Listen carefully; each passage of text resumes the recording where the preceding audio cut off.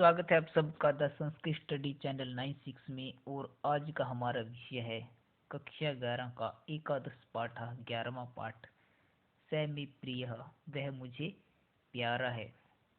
यह जो लेसन है महर्षि वेद व्यास के जो रचित जो महाभारत है उसमें श्रीमद् भगवत एक अंग है। महाभारत का क्या है, एक अंग है।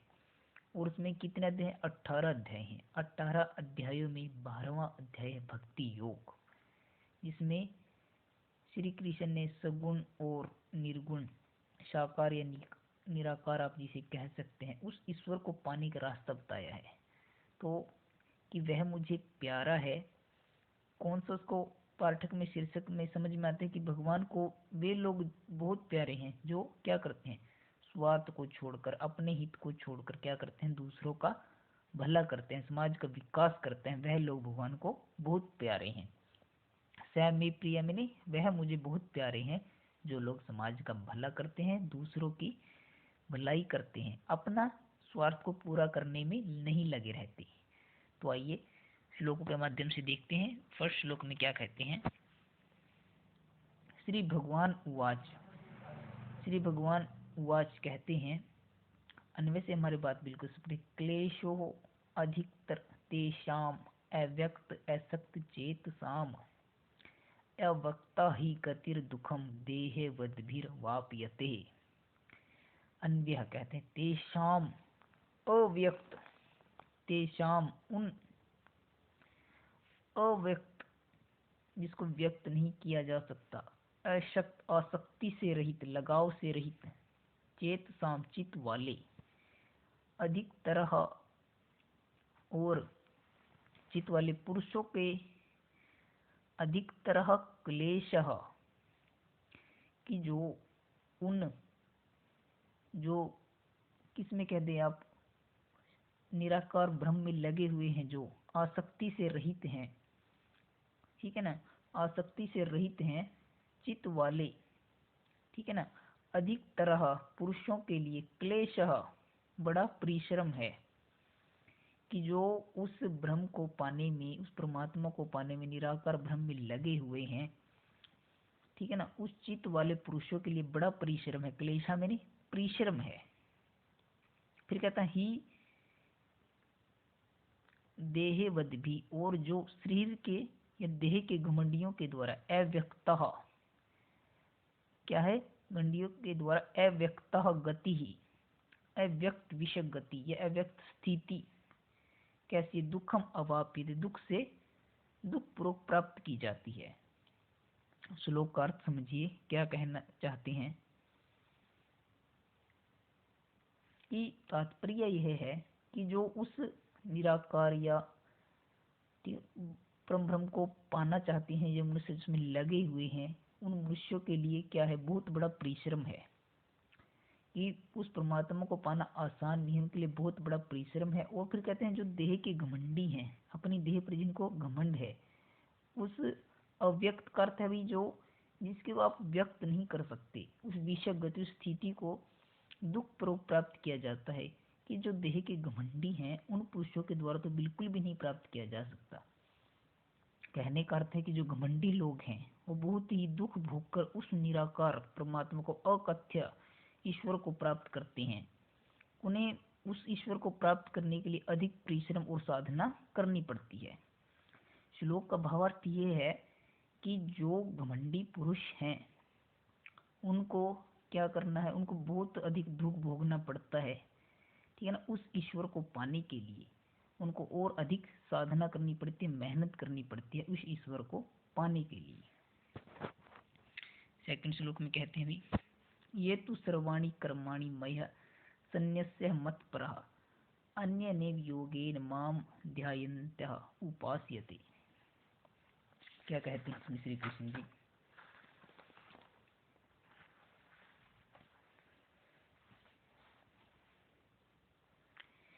कि तू ये मत प्रह सर्वाणी कर्माणी, कि ये जो मत प्रह, कि जो मत प्रह मैंने मेरे क्या है चिंतन में या मेरे ध्यान में जो लगे हुए हैं, सर्वाणी कर्माणी मया, सभी कर्मों को मया मुझ में, संन्यस्य मैंने सौंप कर, अन्येन अद्भुत योगेन योग से, माम एव मुझे ही, ध्यायन्ते उपास्यते मुझे ही उपासते हैं।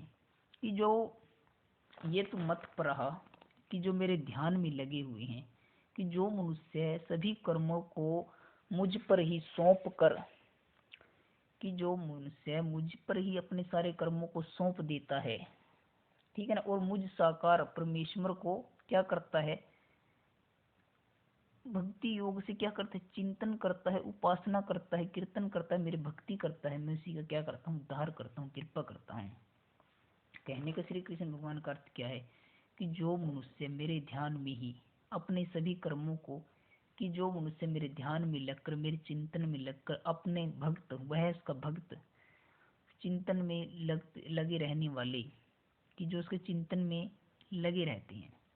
कहने के एक सिंपल सा अर्थ ये है कि भगवान ये कहना चाहते जो मनुष्य मेरे ध्यान में लगे हुए हैं, ठीक है ना, वे अपने सभी कर्मों को, जो उसके सभी कार्य हैं, मुझ पर सौंप कर, ठीक है, उस भक्ति के माध्यम से, इस चिंतन के माध्यम से मुझको पाने का प्रयास करते हैं, तो उन पर कृपा जल्दी होती है। कि जो मनुष्य उस परमात्मा पर ही क्या करते हैं, अपनी सभी कर्म सौंप देते हैं, ठीक है ना, अपनी सभी कर्मों को उस पर सौंप देते हैं और केवल उस परमात्मा की भक्ति करने में लगे रहते हैं, चिंतन करने में लगे रहते हैं, तो परमात्मा उनका उद्धार जल्दी करते हैं। यह श्लोक का कहने का भावार्थ है। थर्ड में कहता है श्री कृष्ण, मयैव मनम आध्यस्त्वा मयि बुद्धि निवेश्य निवस्यसि मयैव अतः ऊर्ध्वं न संशयः। कहते हैं श्री कृष्ण जी, कहते हैं अर्जुन को समझाते हुए कहते हैं श्री कृष्ण जी, मय्यः एव मनः आध्यस्व, हे अर्जुन तुम क्या करो, मय एव मुझ में ही मन को आधस्व, मन को लगाओ, मय बुद्धि निवेश्य, मुझ में ही बुद्धि को निवेश्य करो, मैंने लगाओ। कि हे अर्जुन तुम मुझ में ही मन को लगाओ, मय एव बुद्धि निवेश्य, मुझ में ही बुद्धि को लगाओ, मय एव निवस्यसि, और तुम मुझ में ही क्या करो, निवेश्यसि मैंने निवास करोगे। ये कहता है कि मय एव, तुम मुझ में ही मन को लगाओ, मय बुद्धि निवेश्य, मुझ में ही बुद्धि को लगाओ, इसके बाद तुम मुझ में ही निवास करोगे। कि अगर तुम मुझ में ही मन को लगाओगे, मुझ में ही बुद्धि को लगाओगे, तुम मुझ में ही निवास करोगे। अतः ऊर्ध्वम संशय नास्ति, इसमें कोई संशय की बात नहीं है, कोई संदेह की बात नहीं है। कहने का श्री कृष्ण जी का क्या सहव अर्जुन को कहते हैं कि अर्जुन अगर तुम मन और बुद्धि को मेरी भक्ति में या कृष्ण की प्रेम में लगाओगे, तो तुम क्या करोगे, कृष्ण में ही निवास करोगे, उस भगवान को पाल लोगे। क्योंकि मन बुद्धि यदि मनुष्य भगवान में लगा देता है, ठीक है ना, तो भगवान में ही निवास करेगा। श्री कृष्ण जी कहते हैं अगर तुम मुझ में हे अर्जुन मन और बुद्धि को लगा देती हो, तो तुम मुझ में ही निवास करोगे, अर्थात उस भगवान को पा लोगे। आगे क्या कहते हैं अभी फोर्थ श्लोक में, संयम नियम है इंद्रिय ग्रामम सर्वत्र संबुद्ध है ते प्राप्नुवन्ति माम एव सर्वभूत हिते रतः। कहते हैं ये इंद्रिय ग्रामम, जो सभी इंद्रियों को संयम वश में करके, सर्वत्र सब जगह, संबुद्ध है एकाकी भाव से, कि जो लोग, जो मनुष्य सभी इंद्रियों को, जो हमारी इंद्रियां हैं, ठीक है ना, आँख कान नाक, ठीक है ना, वही इंद्रियां आदि को क्या करता है, संयम नियंत्रण करके, सर्वत्र मैंने सब जगह, संबुद्ध एकाकी भाव से रहता है, सर्वभूत हिते, और सर्वभूत, सर्वभूत का अर्थ क्या है, सभी भूत मैंने प्राणियों के हिते, हित में, भलाई में, रते जो लगा रहता है, कि जो सपन हित में लगा रहता है, ते एव प्राप्नुवन्ति, वह मुझको प्राप्त कर लेते हैं।